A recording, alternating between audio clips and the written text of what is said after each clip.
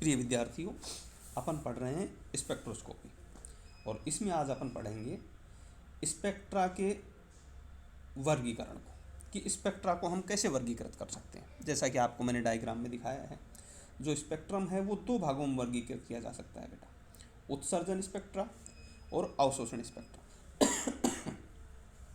जो उत्सर्जन स्पेक्ट्रा है वो आगे दो भागों में विभक्त है, जैसा डायग्राम में दिख रहा है आपको, सतत स्पेक्ट्रा और असतत स्पेक्ट्रा।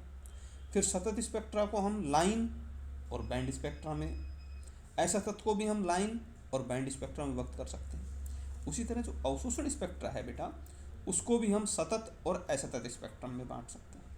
फिर सतत स्पेक्ट्रम को हम लाइन और बैंड स्पेक्ट्रम में बांट सकते हैं और असतत स्पेक्ट्रम को हम लाइन बैंड दोनों में बांट सकते हैं। जो बैंड होता है उसको फिर हम तीन भागों में बांट सकते हैं, घूर्णन या सूक्ष्म तरंग, दूसरा कंपन घूर्णन या अवरक्त, तीसरा है इलेक्ट्रॉनिक या दृश्य।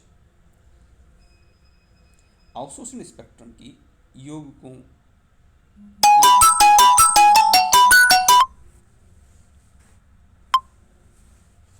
अवशोषण स्पेक्ट्रम की यौगिकों के आणविक संरचना निर्धारण में अत्यंत महत्वपूर्ण भूमिका रही। रसायन विज्ञान में यौगिकों की आणविक संरचना ज्ञात करने के लिए कई भौतिक एवं विश्लेषणात्मक विधियां रही हैं। भौतिक विधियों में पृष्ठ तनाव, श्यानता, अपवर्तनांक, द्विध्रुवाघूर्ण आदि का उल्लेख किया जाता है, जिनमें अणुओं की ज्यामिति, बंध कोण आदि का ज्ञान होता है।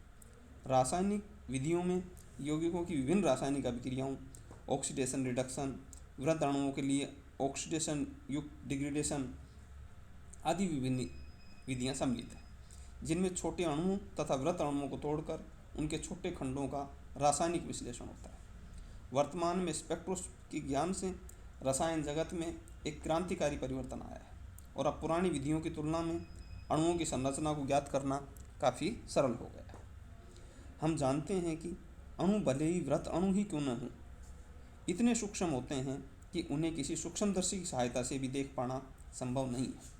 लेकिन स्पेक्ट्रोस्कोपी एक ऐसी टेक्निक है जिससे इन अणुओं की संरचना के बारे में इतनी शीघ्र और इतनी ठोस जानकारी मिल जाती है कि लगता है जैसे विभिन्न कोणों से खींची गई अणुओं की तस्वीर ही हमारे सामने आ गई। यौगिकों की आणविक संरचना ज्ञात करने में स्पेक्ट्रोस्कोपी विधियाँ पुरानी विधियों से कुछ बातों में विशेष हैं और श्रेष्ठ भी हैं।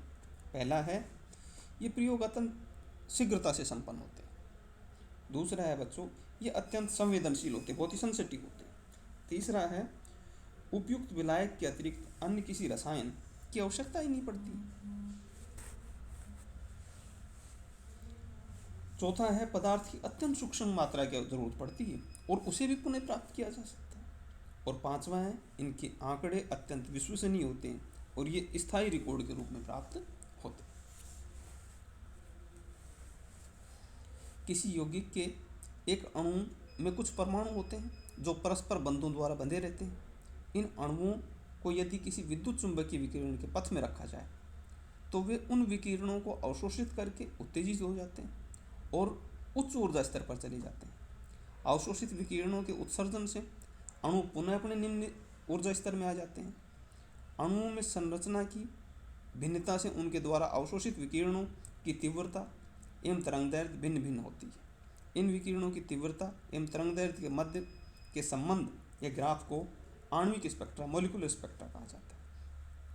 इन आणविक स्पेक्ट्रा के विश्लेषण से ही हम अणुओं की संरचना के बारे में निष्कर्ष निकाल सकते हैं।